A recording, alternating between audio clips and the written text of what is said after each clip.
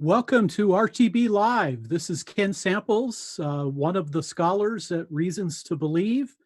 And I'm going to be with you this afternoon. I'm going to be talking about, I think, a very provocative topic. I'm going to talk about God as the best explanation of beauty, or how beauty points to God. So I hope that you'll find this stimulating and that you'll be interested in putting in some questions. We're going to take your questions a little later in the program, but it's a pleasure to be with you again. I haven't done RTBLive in a few weeks, so I'm happy to be back with you. Let me tell you what I've been up to. First of all, yesterday I want to acknowledge all the veterans. Yesterday was Veterans Day, and I thought I'd tell you a little story about my father. My father was a combat soldier in the European theater. So he fought in Europe against the German army. And I know a lot of you are interested in science. My father's infantry division was the division that captured Wernher von Braun and the rocket scientists. So that was a pretty exciting thing. And I have a lot of admiration for all of our veterans, and I think about my dad, and certainly appreciate all the people that serve our great country. Well, I also want to note a couple dates that I've been thinking about. Yesterday, the day before yesterday was November 10th, and that was the birthday of Martin Luther, the great German reformer. He was born November 10th, 1483. So a couple days ago, he turned 537. And tomorrow is an anniversary that I always acknowledge. It's November 13th, and it's the birthday of St. Augustine. Anybody who listens to me knows that Augustine's my favorite Christian thinker outside of the New Testament authors, and he was born November 13, 354. So tomorrow he will be 1,666 years old. I don't know what kind of time or non-time he lives in now with the Lord, but we have many great Christian thinkers. And of course, if you're interested in historical theology, I wrote a book a couple years ago called Classic Christian Thinkers. And two of the 9 thinkers I cover are both Luther and Augustine. Well, let me also mention, by the way, as a lifetime person who's lived in Los Angeles, I was born in the city of Los Angeles, grew up in its suburb.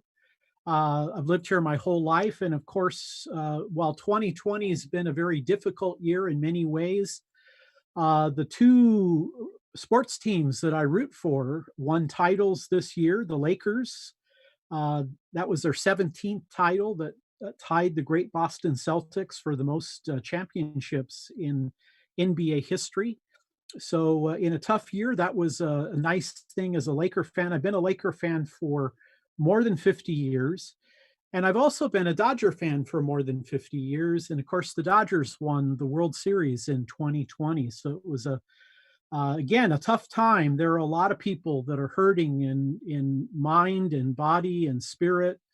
And I don't want to gloat of having my teams win on that year, but it was kind of a positive thing to see as a longtime Los Angeles sports fan. Well, let me touch on one more thing before I kind of move into my discussion for today. I want to tell you a little bit about a book that I've just completed. Worked on it for a long time. It is entitled Christianity Cross-Examined. Christianity Cross-Examined. And Lord willing, the release date of that book by Reasons to Believe Press will be April of 2021. So just a couple months away. And what I do in that book is I defend Christianity in 2 different ways. I talk about the issue of whether Christianity is rational. So in the first part of the book, I deal with issues relating to science and philosophy and history. And then in the second part of the book, I defend Christianity as being a good, positive force in the world. So again, the book is entitled Christianity Cross-Examined, and then the subtitle is it rational, relevant, and good? So I hope many of you will be interested in that topic. Again, RTB Press will, if everything goes well, and you always have to say that now with the things like the pandemic, but it looks like it will be released in April, and I'm very excited about that. I hope many of you will be very interested in reading and thinking through those issues. Well, I have, I think, a very interesting topic for you today. It is a topic that I have been thinking about for a long time. It is the topic of beauty, and I'll tell you how I got into it, and then we'll introduce the content of my presentation this afternoon. Christians look at the world through the prism of what we call the three transcendentals: truth, goodness, and beauty. And the reason we say that is within Christian theism, within the Christian theistic worldview, God is truth, God is goodness, and God is beauty. And since he created the world with logos and nomos, with logic and laws, everything that he created is imbued with these transcendentals: truth, goodness, and beauty. And wherever you find truth, goodness, and beauty, you come closer to the creator, because he is those things in reality. And of course, our time is a little different. I think we've moved away from kind of the three transcendentals. I think we live more in a postmodern time, and we view things differently. Race, gender, and class seems to be a very strong prism that many people look at the world through today. But Christianity represents these three transcendentals, and I personally think that Christians have not done enough with the beauty element. I think we've talked a lot about truth, that God is the author of truth. We have arguments um, appealing to the revelation of God, and we have arguments for God's existence. We've also looked at goodness. I think there are moral arguments for God's existence, but I think that the argument from beauty is an underutilized argument. And so in the next half hour, I'm going to present that type of argument. Um, you can access an article that I wrote uh, on my blog, the Reflections blog, WordPress, WordPress by Ken Samples. You can Google that, and you can look up my article in terms of God as the best explanation of beauty. And you can also have access to the slide presentation. So if you're interested, all of that material will be made available to you. And in my new book, again, Christianity Cross-Examined, I have a section on the argument from beauty. Well, let's dig right into this. Again, my presentation is God is the best explanation of beauty, or how beauty points to God. And where I want to begin is some of Western civilization's greatest works of art are housed in the Vatican Museum. It's a remarkable thing to see some of the images of art. The Pietà, this is the sculpture of Michelangelo, where it has Mary, the mother of Jesus, and she's holding the limp, dead body of Jesus after his crucifixion. Well, Michelangelo did a lot of painting, sculptures. He was a remarkable individual. And of course, there are many other works of art there in the Vatican. And I watched a program entitled Inside Vatican Museums. This is on the EWTN channel. That's a Catholic channel, Eternal Word Television Network. Anyway, it was a special on the Vatican. And one of the things that they began with is that the museum benefactors at the Vatican museums, they say that part of their mission is to promote, quote, evangelism through beauty, unquote. Evangelism through beauty. And again, I think that this is very important because a lot of secular people that I know, they would never don the door of a church, but they love art museums. They love art. And I think there is an argument to be made. I think there is an evangelistic and an apologetic to be made that God is the best explanation of beauty. So we're going to do a little evangelism through beauty together today.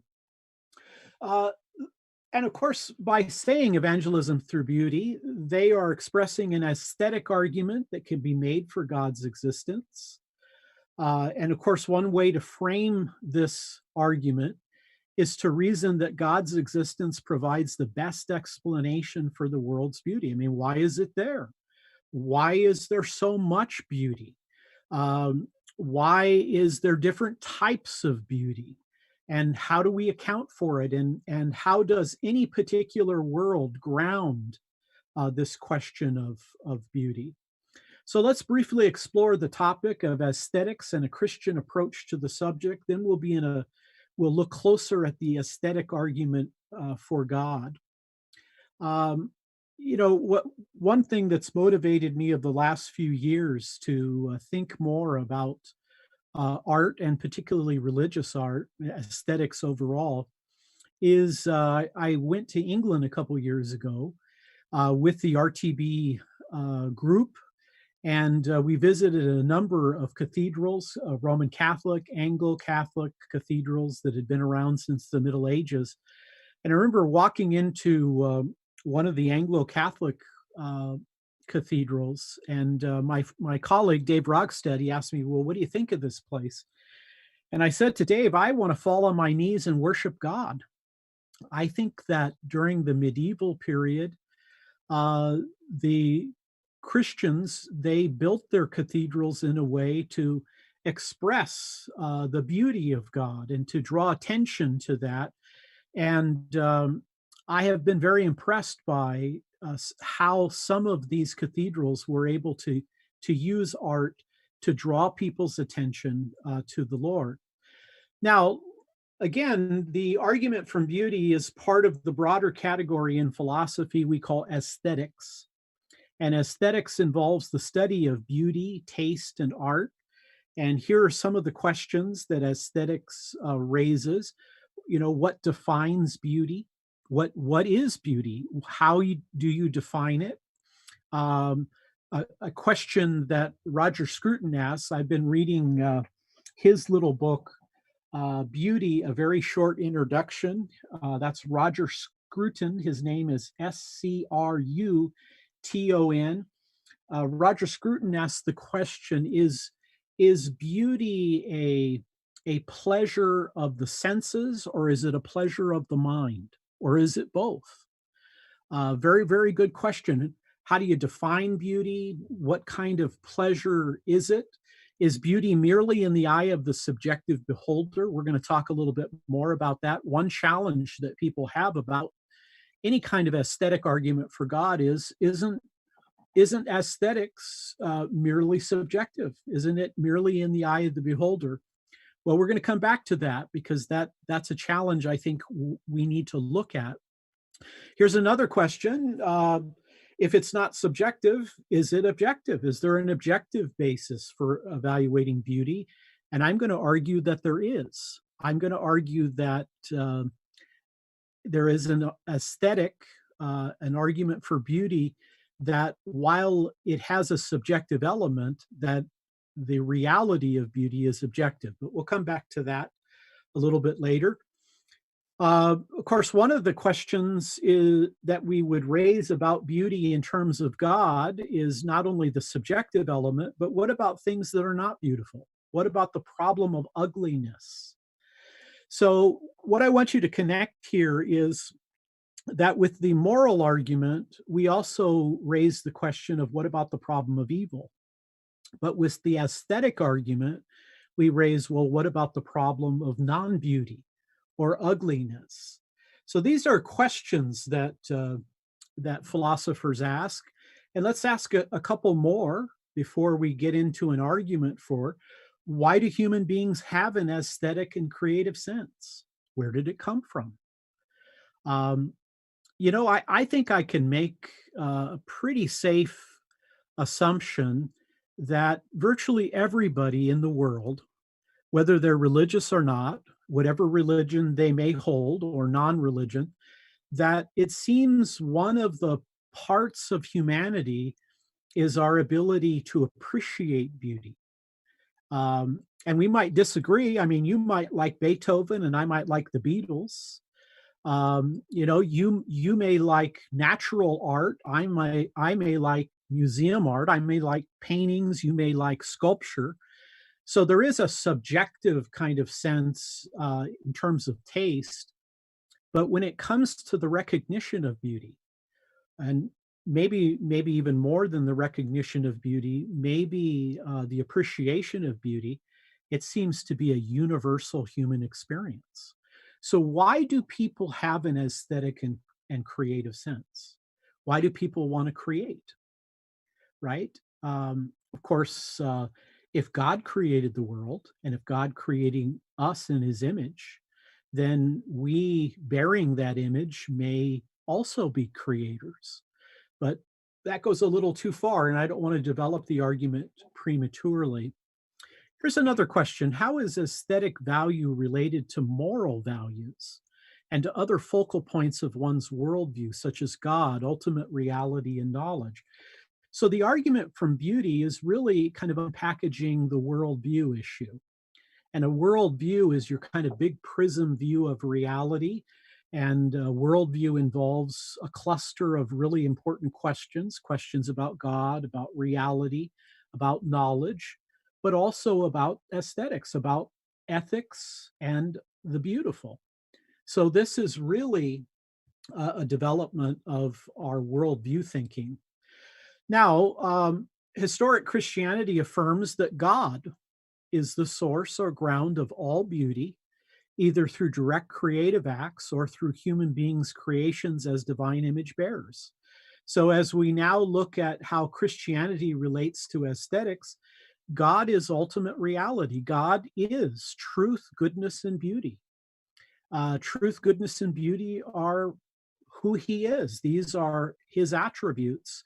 Scripture is very clear that God is truth and goodness and beauty. Um, Jesus himself is called the truth, right?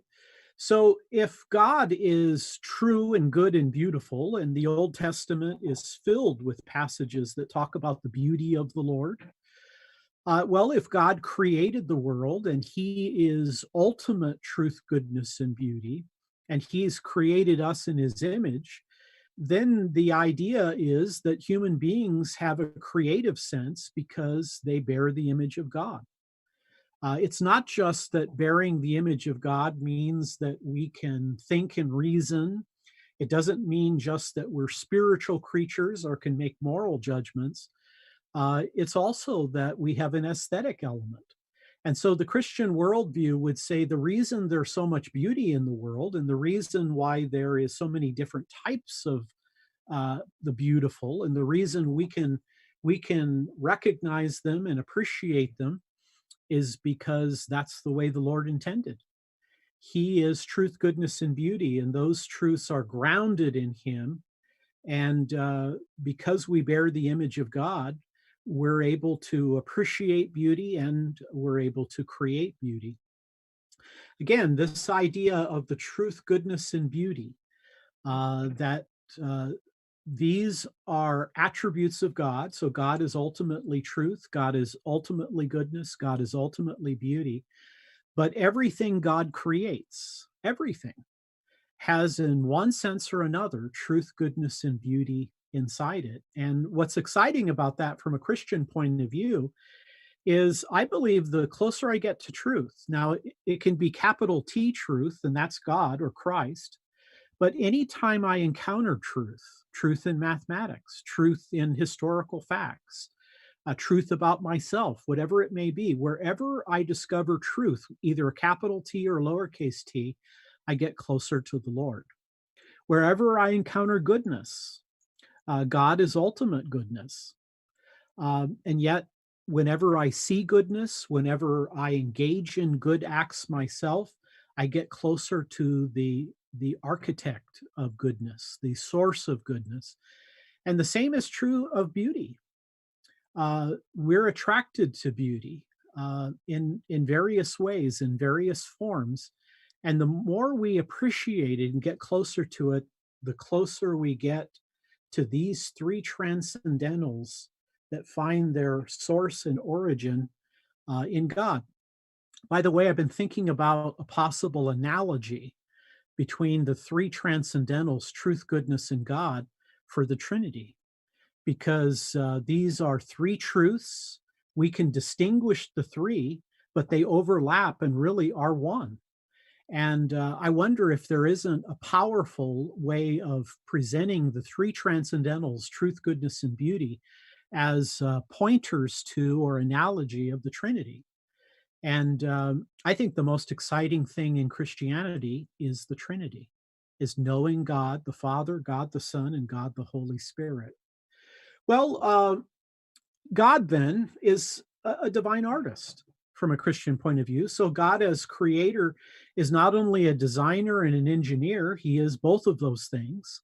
And obviously, we often talk about within the apologetics context of God being the divine engineer, the divine designer. But he's not only the designer and engineer of the world's intelligibility, but he's also a playful and skillful artist.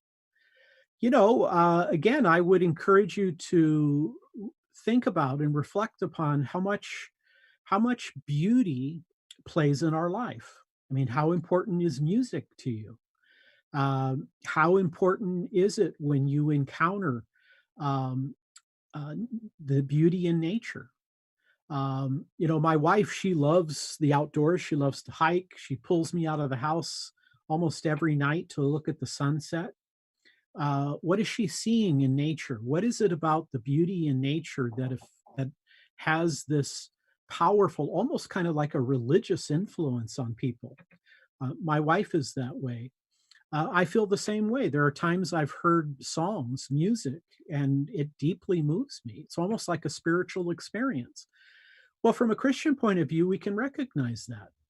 And by the way, from an apologetic standpoint, there are a lot of people who aren't terribly interested in knowing God, but ask them if they're interested in knowing beauty. Ask them where beauty comes from and what grounds it. So people are moved by beauty in almost a religious way, a visceral kind of mysterious way. Again, when I was in the Anglo-Catholic Cathedral, I felt like, wow, I feel overwhelmed with a sense of beauty, and that the Lord is beautiful.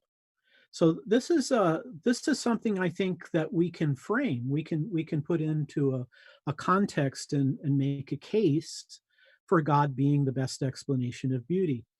Now, I want to read you a quote here. This is from the Cardinal Newman Society. Roman Catholics have long been interested in the three transcendentals. In fact, Catholic education is often arranged around truth, goodness, and beauty. This quote can be found on their website. Again, the Cardinal Newman Society. If you're not familiar with Henry Cardinal Newman, he was an Anglican, later in life became a Roman Catholic, and he's had a big influence upon the way Catholics think about these issues. But here's the quote: beauty can help evoke wonder and delight, which are foundations of a life of wisdom and inquiry. Beauty involves apprehending unity, harmony, proportion, wholeness, and radiance.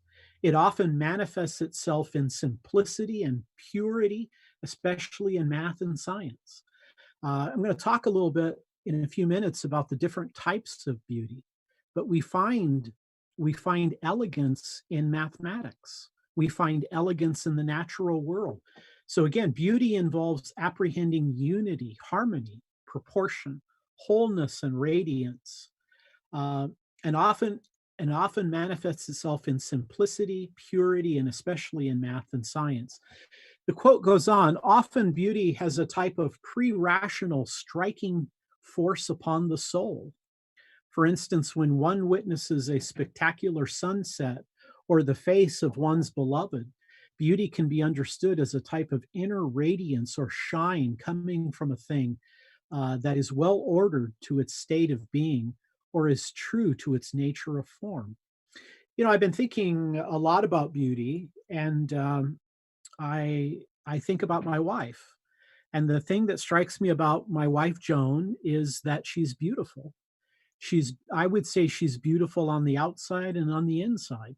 I'm attracted to my wife's beauty, but I'm also attracted to the beauty of her goodness. My wife is a gracious person. My wife is a forgiving person. She's a loving person. Um, I was also thinking the other day, I have my wife and I have two dogs, and I'm just enamored with these dogs. I love these dogs, and I was looking at them the other day, and I was thinking, what is it that I find beautiful about them? Well, one is a shepherd, uh, and one is a terrier, and I find them attractive. I like their fur. They feel good when I rub them and pet them. But there's also something about their personalities, their loyalty. Um, I enjoy spending time with them. What is it about beauty? Beauty among the people we love in our life, beauty in the animals, beauty in the natural world. And of course, Christians say that what ultimately awaits all believers who have been redeemed through Jesus Christ is that we will have the beatific encounter. We will see God. The book of Revelation says that we'll see God face to face. Now, I think that's a metaphor because God doesn't have a face. God is a spiritual being, but I think it means that we will encounter him in intimacy. And so the Lord is described as the beautiful. All right, well, let me shift gears here. Let me talk about some types of beauty. And here I'm borrowing from the University of Baylor philosopher Alexander Pruss. He is a very distinguished philosopher. He gave a series of lectures at Oxford last year, and one of them was on beauty. You can simply type in Alexander Pruss, spelled capital Pruss, and he talks about the broad variety of beauty. So let me introduce you to the categories of beauty that he talks about. He talks about beauty of character, right? With my wife, it's her kindness, it is her love. There are qualities in character that's part of beauty. We also have the physical beauty in nature. Many people are struck by, the ice-packed mountains. We have beauty created by human beings in nature. Different types of beauty. One of the places I most enjoy, one of the national parks I really appreciate is Zion National Park. I love the mountain structures, the red rock there. What is it about nature? Why do people feel so attracted to nature? Why do they feel that stress drops off in their life when they're out in nature? What is it about it? It's almost like a religious experience. Proust talks about visual beauty that's in the abstract. He talks about beauty of industrial design, mathematical beauty, non-visual, non-sensory beauty. There's the beauty of abstractions, ideas, principles, numbers, mathematics, sets. Beauty of poetry, where you have sound and ideas. I was listening to a interview with Walter Hooper yesterday. Walter Hooper, some of you may remember, was C.S. Lewis's secretary. And Hooper was describing C.S. Lewis. And by the way, C.S. Lewis, the great Oxford scholar of medieval and Renaissance literature, and of course the author of the Chronicles of Narnia, as well as the author of some excellent apologetic works. Well, Lewis wanted to be, his goal was to be a poet. And he didn't write with a normal pen that we have. He had a pen that you had to dip into ink, and Walter Hooper said that you could only write about 4 or 5 words, and then you'd have to dip it in again. And he said that Lewis, when he wrote both his remarkable children's stories as well as his poetry, and he has a book on poetry that you can purchase, he he would dip it in, and that would give him time to kind of uh, to write it and to read it. And it had to come out not just well written, but it had to be something that he would read. And so beauty of poetry is found in both the sound and the ideas. It's also the beauty of proofs and arguments. My colleagues recognize this. Hugh Ross and Dave Rockstad, they often talk about the beauty of equations, the unity, the clarity, the exactness. A remarkable thing that math is the language of the universe, as Einstein said. What is it about that beauty of mathematical principles? There's the beauty of the laws of nature, the laws of physics, beauty of mathematical facts. And when it comes to promoting the truth and desirability of the Christian worldview, aesthetics seems to be an underutilized, maybe especially among evangelical Protestants. Now, let me give you a little quick history lesson there. Um, John Calvin, who is one of the most influential Protestant thinkers, I would call him the systematic theologian of the Protestant Reformation. Well, Calvin was born into a Catholic family in 1509. Calvin ultimately became a Protestant. Uh, and one of his famous quotes is the human mind is an idolatry factory. And he found certain medieval elements of Catholicism to be what he thought idolatrous. Well, what's interesting is when you go into various churches, how much art do they have?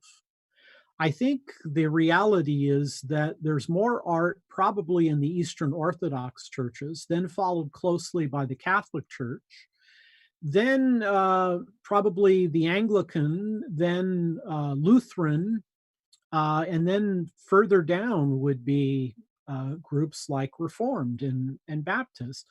That is, there's really only one type of art that's profoundly found in Protestant churches. It's music. There's very little. There's very little use of other types of art: stained glass, windows, statues. Now again, you can either say that Calvin was correct and Christians should be careful about the use of art because there can be idolatry, there can be a misrepresentation, an inappropriate or an erroneous use of various images and artistic concepts. Or you could say that the Protestants have overreacted to it. And I can tell you that I like art. I like Christian art. I like to go into a church that has a lot of stained glass. I like to see the images of the cross.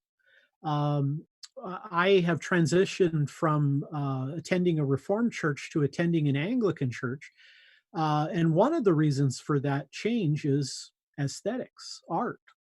It's not the only reason, but I love art. And so um, art can be a very powerful way of drawing our attention to the Lord.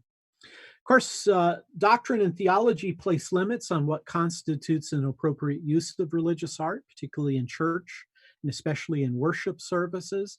Catholics are known for statues, Eastern Orthodox are known for the icons. Probably Protestantism is known almost exclusively for music. So, thus, in Christendom, Orthodox Catholics and Protestants have different standards concerning how they approach, evaluate, and use aesthetics. And I like some of the Eastern Orthodox icons. Who wouldn't? They were painted by some of the greatest artists of the time, and they're remarkably beautiful.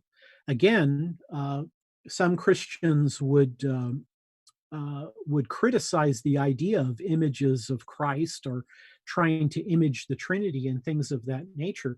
But I think there's one thing that's indisputable, and that is that these icons are remarkable works of art. Whether they should be used in worship services is a theological question, but their beauty, I think, is beyond doubt. So, one way of making the aesthetic argument, and now I'm going to get to it, one way of making the aesthetic argument for God is by proposing that beauty fits better in a world with God than in a world without God. Okay? Beauty fits better in a world with God than a world without God. For example, the secular worldview of naturalism says that God does not exist and that life in this world is the product of mindless, unguided, natural evolutionary processes. That's naturalism. But according to naturalism, evolution runs exclusively on the track of survivability. So, how does the mechanism of naturalistic evolution, driven by survivability, produce artistic beauty when aesthetics doesn't seem to contribute to survivability? So, now we're getting into the argument. Which worldview does beauty fit better into? If we have a naturalistic world, if we have a naturalistic worldview where the physical world is all there is, and why is there so much beauty when beauty, it doesn't seem to serve a direct purpose of survivability? Put another way, why so much beauty and creatures that can appreciate beauty when beauty doesn't contribute to human survival? This is known as the problem of non-utilitarian or non-useful values. So beauty does not seem to be survival conducive. So if things we encounter help us survive, what does beauty do to help us survive? It doesn't seem directly survival conducive. So let's evaluate this argument a little bit, and I'll introduce you to a book called Reasons for the Hope Within, edited by Michael J. Murray. A chapter in that book is written by William C. Davis, who is a Christian philosopher, and here's what he says. He says, quote, "If everything, including humanity, is the result of random impersonal forces, which encourage only survival, then it seems highly unlikely that the process would yield organisms, that is, human beings, which recognize values like these, artistic beauty, which aren't survival conducive." He goes, he adds this important point as he contrasts naturalism and theism. He says, quote, "But values like these, artistic beauty, are what we would expect if humans and the human environment were created by a personal, loving, and beauty-valuing God. God's existence is a much better explanation for the existence of non-utilitarian value than any explanation without God." Now, that's the case, right? That if the human species has evolved by purely natural processes, what role does beauty play if beauty does not greatly enhance our survivability? Now, here's another Christian philosopher. This is Paul Copan, who's a friend of mine. He makes a similar case for beauty fitting better in a theistic world than in an atheistic world, dictated by the forces of naturalistic evolution. This is from his book, Loving Wisdom, a book I like a great deal and recommend to you. Here's what Copan says. He says, quote, impressive natural beauty is in no way linked to survival. So why think this overwhelming beauty should exist given naturalism? Why isn't everything functional, monotonously textured, and battleship gray color? I think that's a good question. Why so much beauty in a world where it's exclusively driven by survivability? Now, Copan makes a similar point that Davis made earlier.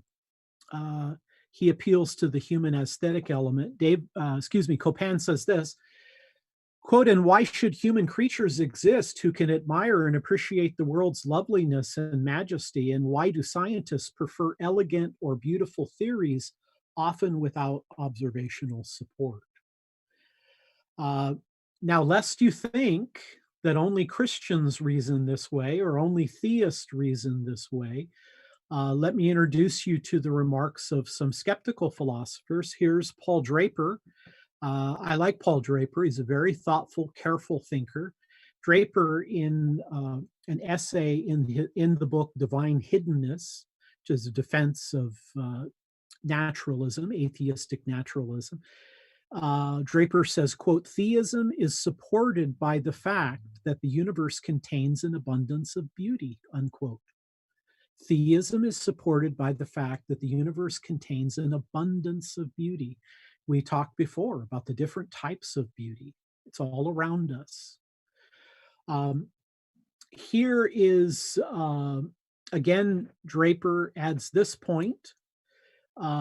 This is that human aesthetic. Draper says, quote, a beautiful universe, especially one containing beings that can appreciate that beauty, is clearly more likely on theism than on naturalism.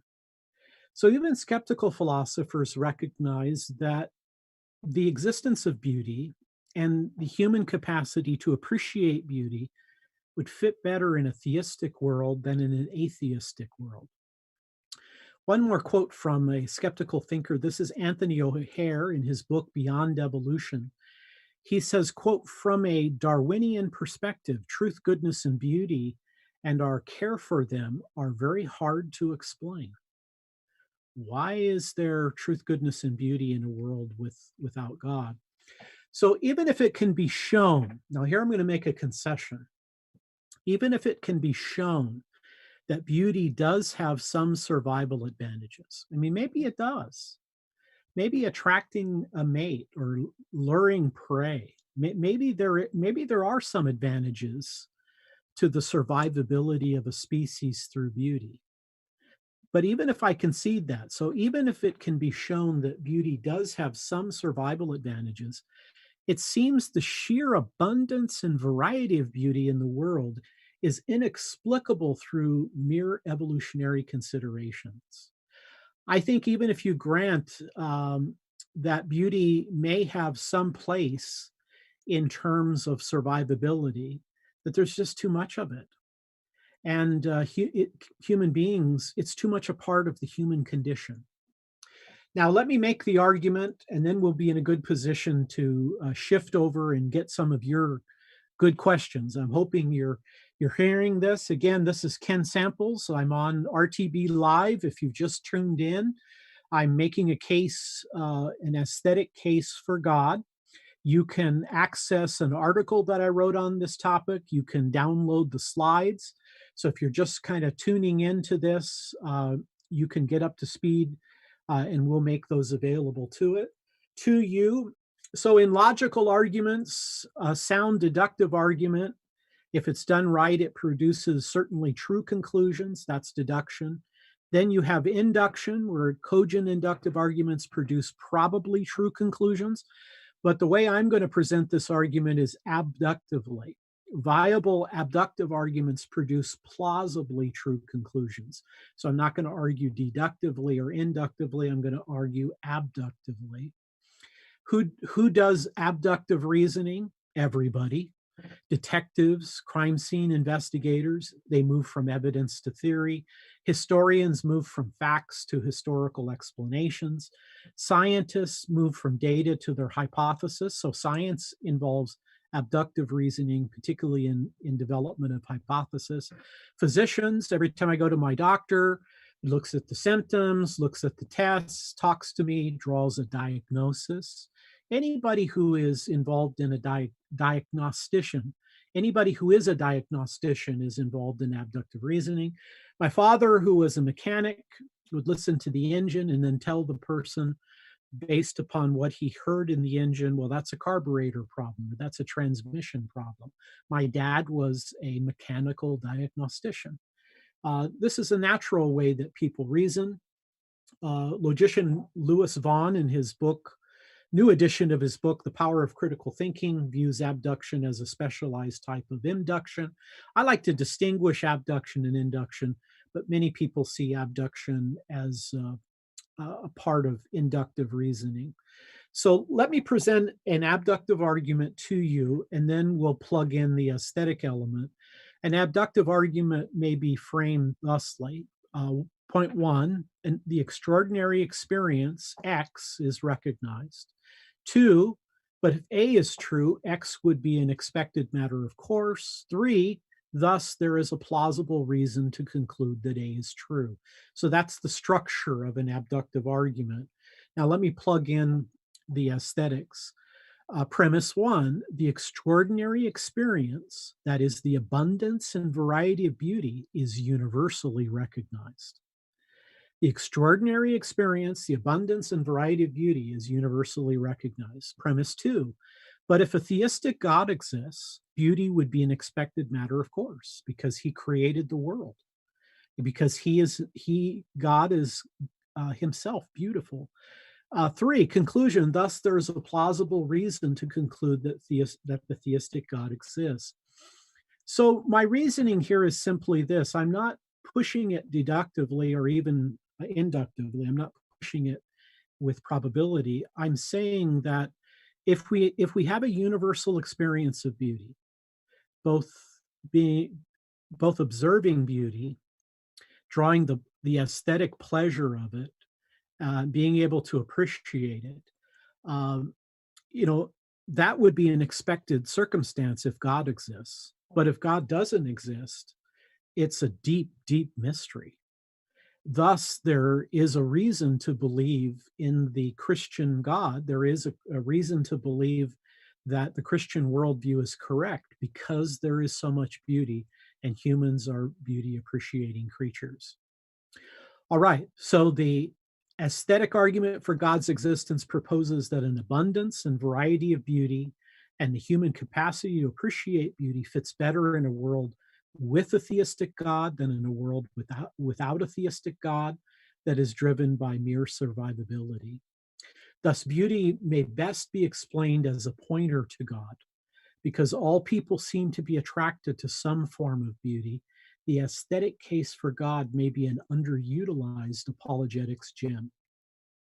Now, I'm going to stop there, and I'm going to shift in our discussion to a time where you can ask questions.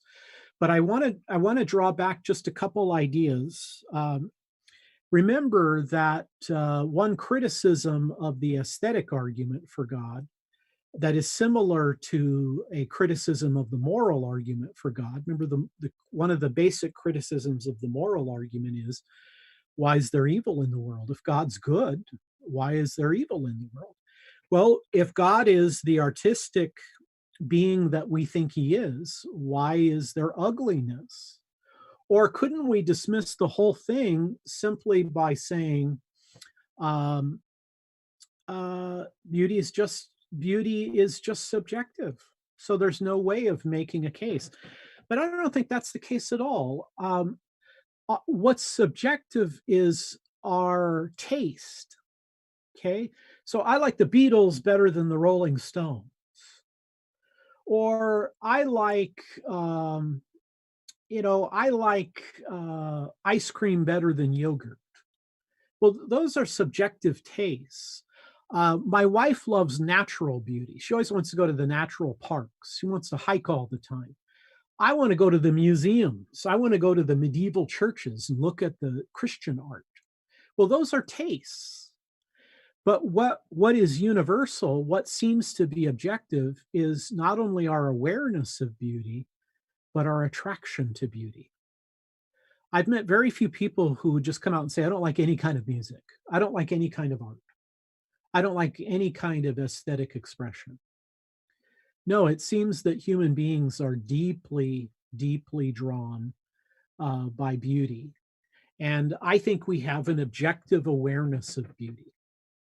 In terms of how we appreciate it, I'm okay with saying that that's subjective. Why is there things that aren't so beautiful? Well, I think similarly to the reason why there are moral issues in our world. We live in a fallen world, and there may be purposes that God has even in allowing evil and maybe allowing ugliness.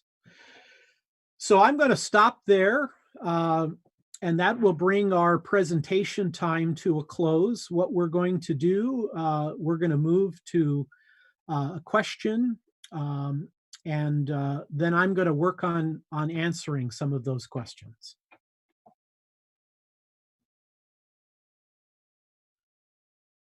All right.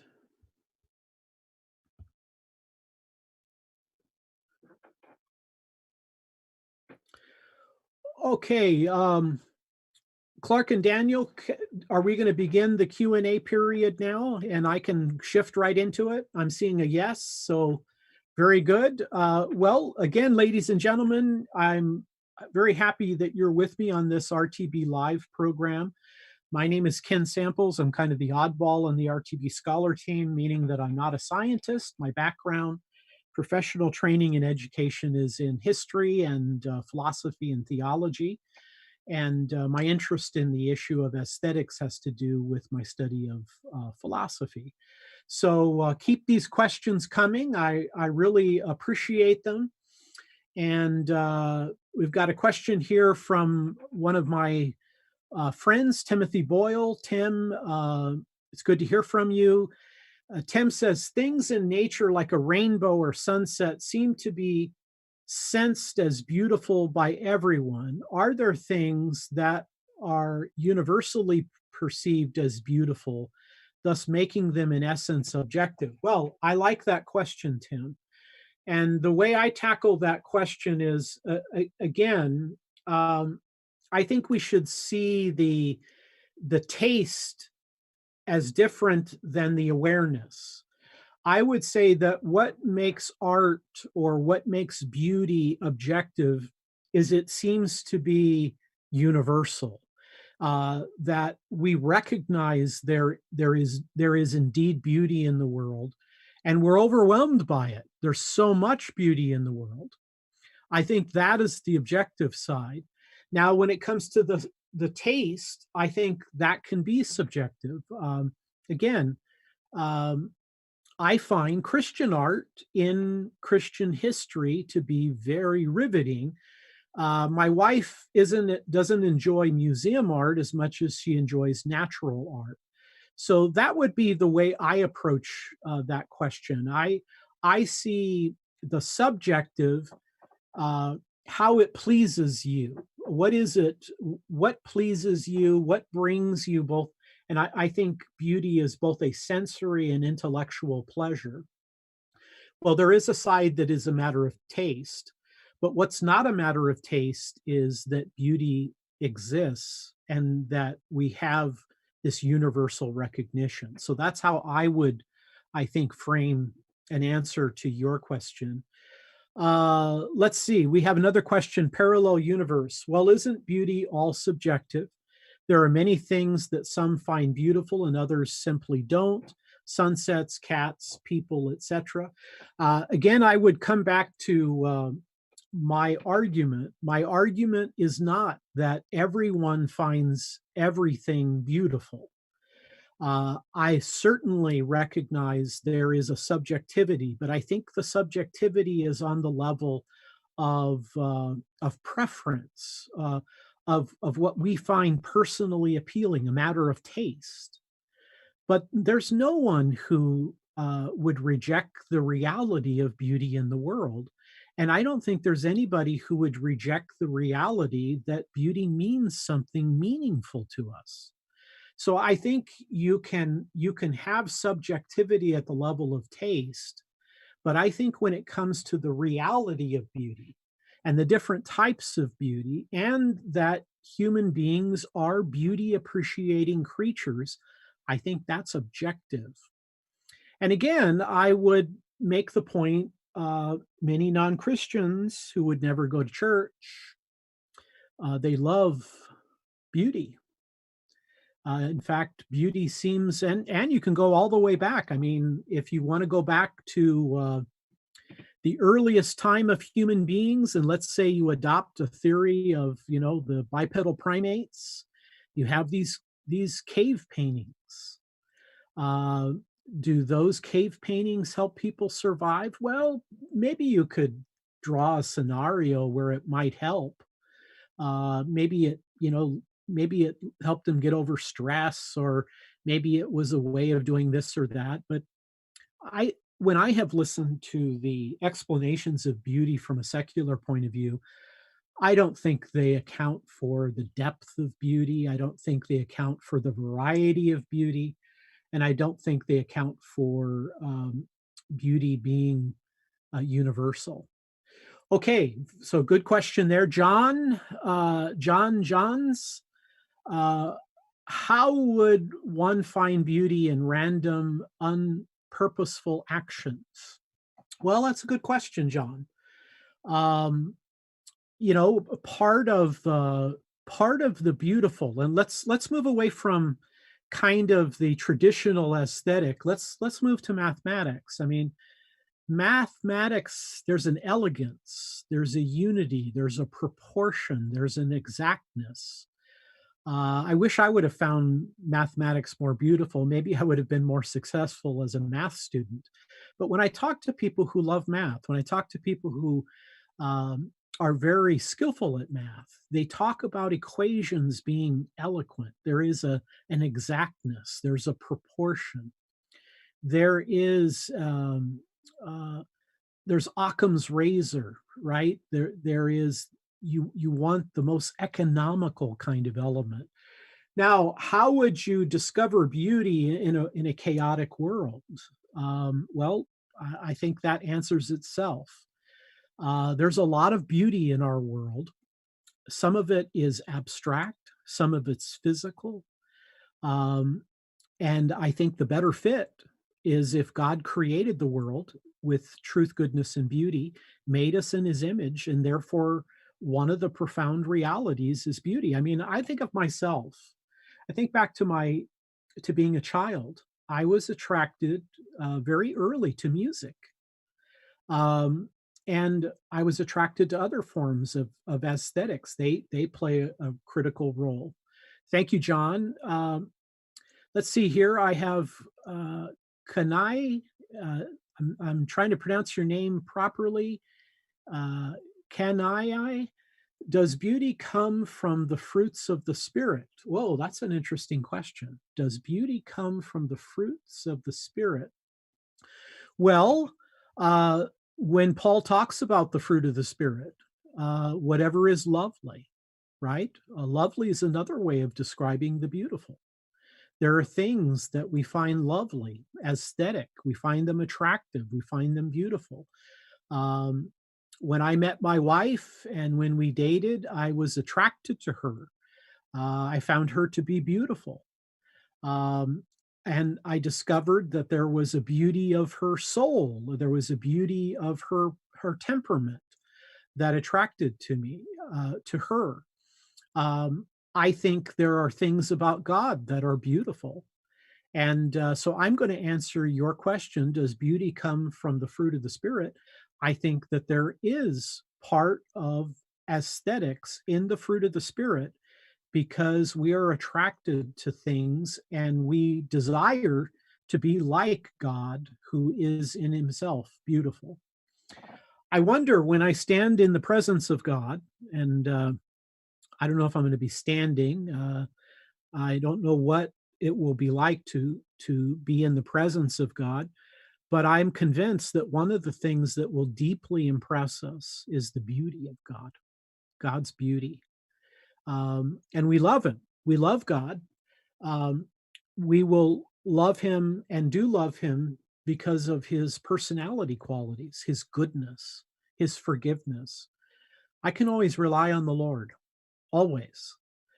He's so reliable, so trustworthy, so truthful, so beautiful. So I'm going to answer your question in the positive.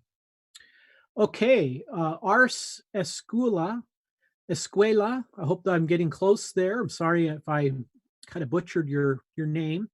Making beauty a very pragmatically and utilitarian thing that has to present a religious message, don't you think it takes away from the actual enjoyment of beauty? Well, that's an interesting question. I'm glad you asked it. I certainly think that you can over intellectualize beauty. Sometimes beauty just kind of reaches inside you.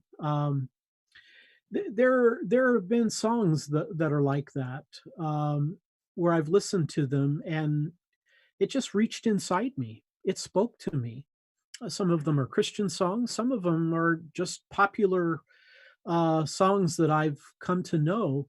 Um, so I think that there is a deep, well, spiritual pleasure.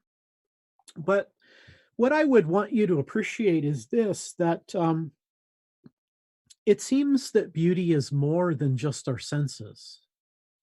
Again, when I look at my wife, I'm attracted to my wife physically. She's a pretty girl, and I like her. But my love for her and my description of her beauty is not just her physical form.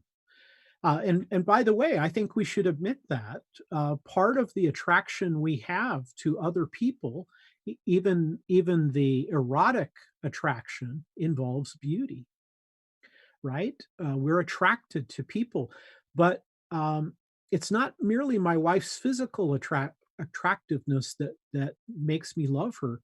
It is her personal qualities. Uh, it is her heart. It is her compassion that draws me to it. So, yeah, it's possible, I think, to maybe over intellectualize art and therefore miss out on it. But I wonder if we have not thought enough about it. What I mean by that is I think a lot of people are deeply moved by beauty and they've never asked why. Where does beauty come from? Why is it here? Why is it so significant? I think asking those questions may allow us then to introduce truth, that the reason why we're attracted to beauty and the reason why there's so much of it is it comes from the Lord.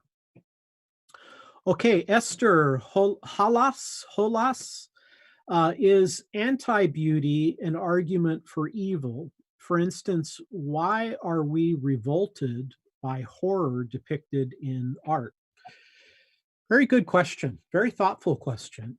Um, there are things that put us off. I was when I had a conversation, and by the way, I should get this article out. You can access it on Reflections, WordPress by Ken. I had an article as to whether sound could be evil. Could sound be evil? And my friend Dave Rogstad and I differ over it. He thought there could be sounds that were evil. I said no. I said sounds don't carry over to the moral sphere. But one of the discussions we were having when I was a boy, I think my first favorite, other than cartoons, I think my first television program that I liked in the early 60s was the program Combat, which was a program about American soldiers in World War II. And whenever they had lots of music in the program, but whenever the Germans would show up, they would have this kind of alerting music, kind of almost, it would draw your attention. Alert, alert. And of course, Dave and I went back and forth, can you have that kind of thing? Well, I think that there are things that we find horrific. There are things that we find revolting. There are things that we look at in life that are not attractive. Sometimes you can look at, I watched a television program a few months ago about mass murderers in America, and quite frankly, I wish I hadn't watched it. Some of the images remained in my mind, and when I was sleeping at night, I felt uncomfortable. Well, there are things that are not beautiful. Now, why that type of thing? Well, again, though, I would relate that to the moral argument. You have to have good in order to have evil, because evil is a violation of the good. You can have good without evil, but you can't have evil without good, because evil is a violation of the good. I would say in a fallen world, the reason we have ugliness, or we have what you would call anti-beauty, we have to have beauty to have something that denies that. So again, I think that's kind of the element. Okay, Berggraf, does the rise of postmodern art have any correlation with the decline of Christianity? Well, that's a big question. It's a deep question. Well, I think so, because um, I don't know if I would want to just identify postmodern art, but I would certainly identify postmodern ism, because postmodernism has a deep sense of the relativity. Truth is relative, goodness is relative, beauty is relative. There's no objectivity. That's why it's so important in my talk that I again make this point, that I think that there clearly is an objective element of beauty. The taste in my is the particular things I like are subjective, but the recognition of beauty, it's universal, and its diversity, I think, is objective. But yeah, I think philosophical worldviews shape the way we think. Christianity is not postmodern; it's pre-modern. We believe that there is objective truth, there is objective goodness, there is objective beauty. And so I think those ideas are critical. I would recommend my book, A World of Difference. I have a chapter looking at postmodernism and its ideas. So I'll recommend that book for you. Let's see, we've got Benjamin Turpin. Does the negative influence of profane art and music correlate inversely with a positive influence from media created in worship? Let me read that again and think about your question. Does the negative influence of profane art and music correlate inversely with a positive influence from media created in worship? Interesting question. These are really, really good questions. Thank you. Thank you. Thank you for taking the afternoon to listen and then to articulate these really good questions. Well, uh, I would say this to your fine question.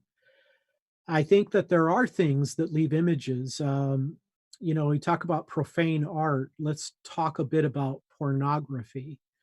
There are brain specialists who say that the images that you see in pornography change uh, the brain structure in our head. And of course, what I find interesting about this is that some people say the more you observe pornography, the less likelihood that you will have any kind of a normal sexual married life, because it distorts your images in your mind.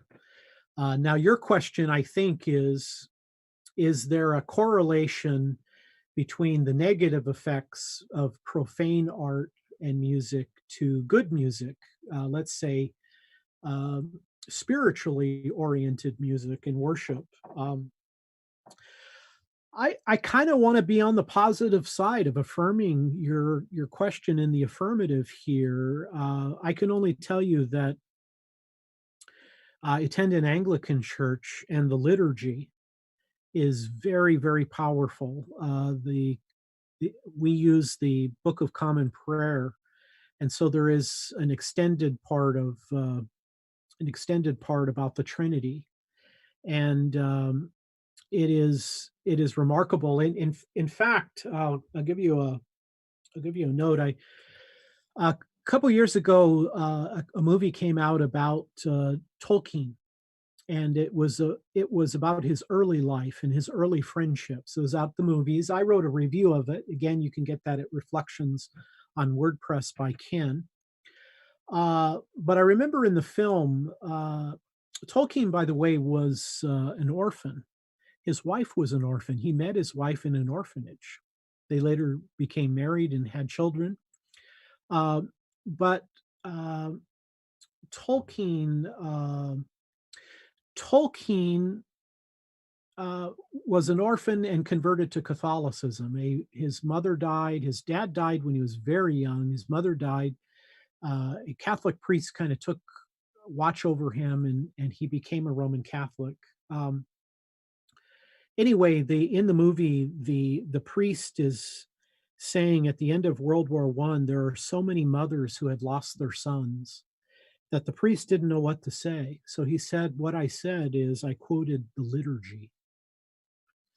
I think there is something about these comments. For example, and this is very relevant during time of a pandemic. The Bible talks a lot about don't be afraid.